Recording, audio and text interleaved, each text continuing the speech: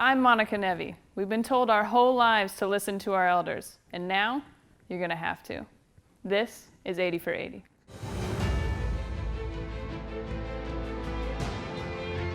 The 1-1 pitch to Edgar Martinez. Now swung on, lined into the gap in right center field. That's going to score. Run will go all the way to the wall. Edgar Martinez is back and get it and tomahawk it. Get on that magic carpet and score, baby. Yes, can you believe it? Reversing left right. It's windows for Microsoft.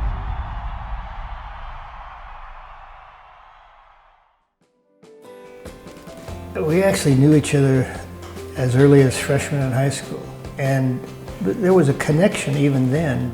She had lots of other boyfriends, and they sort of took precedence over me. You know, I sort of observed from the distance, and then finally they all left, and that was my turn to step in. Welcome to 80 for 80. I'm here with Karen and Chuck Nevi. They're gonna let us know about what it's like to be married forever.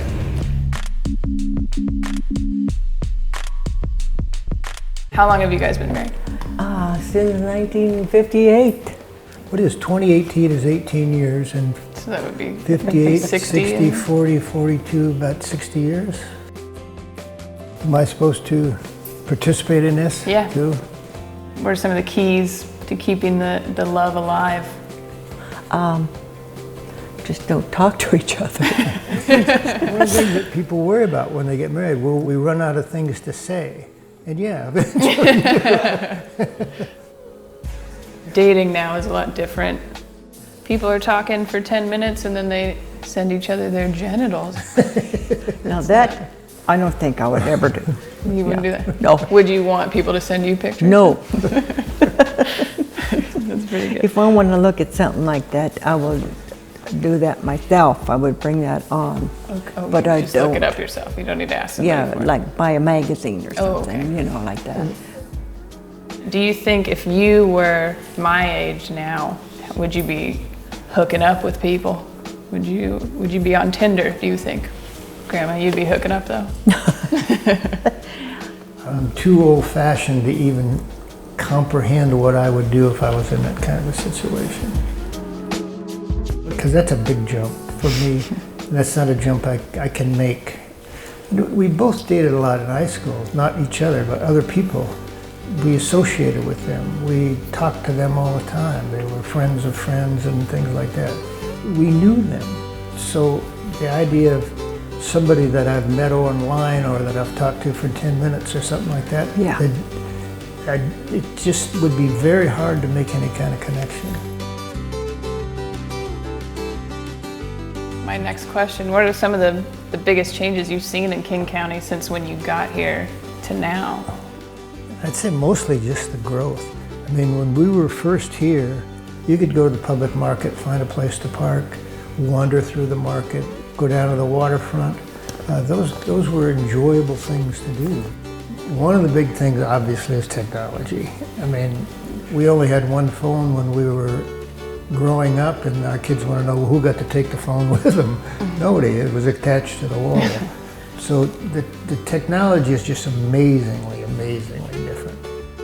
The idea that young people don't have to get married anymore. They want to live together, they live together. And that seems to be perfectly acceptable pretty much across society anymore. It's not uncommon at all for people to talk about living together or talking about their partners or something like that. Very common. Another change in our lifetimes, my lifetime, has been acceptance of handicapped people. When we went to school, there were no handicapped people. I don't know what they did with them or where they were, but you never saw a kid who was autistic or in a wheelchair or anything like that, retarded. I don't know where they hid them, where they kept them, but you did not see them at our schools. And now they get elected homecoming queen and things like that, which I think is wonderful. But that is very, very, very different from when I was a kid. I've accepted it, all of it really easy, except for women getting butt implants. Now that, can you believe that? I can't believe No, it, but that that's where you draw the line is butt implants? They feel like they have to to cut their bodies up in order to, and sew it back together again to be beautiful. Well, that's interesting. So you guys disagree on butt implants, you know? So when you disagree on things, like I know that you disagree on farts, you know? Oh yeah, we do. You think they're disgusting. You think they're hilarious. I think they're hilarious. They are. But so if you guys don't agree on something, how does that go in the relationship? Most of the time, and that sounds like the typical, most of the time I give in to her. Unless it's really something really, really important. If we have a disagreement on something, I give in to her because it's just easier. She's not going to change her mind, I'm not going to change my mind, so why mess around with it? Why deal with it? It's not that important. That's how I feel about fighting. So many couples really fight a lot. And there's just no reason to do that because in about, 4 hours, it's gone and it's just not worth it. And people have these huge fights that I can't believe they're fighting about.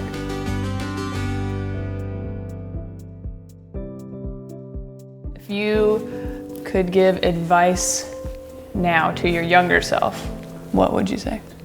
I want to say I would be more adventurous.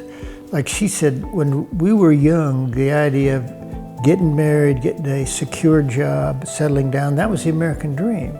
And we sort of achieved that. And I would say be more adventurous. Don't be afraid to reach out and try something that other people think is a little crazy or might not work or whatever. In most cases, it can't hurt to try it. In some cases, I guess it could hurt. We're not real adventurous, let's take a chance, let's jump off the cliff kind of people. And maybe that's good, maybe that's bad, I don't know. But if I had to do it over again, I think I regret the things that I haven't done and more than the things I have done.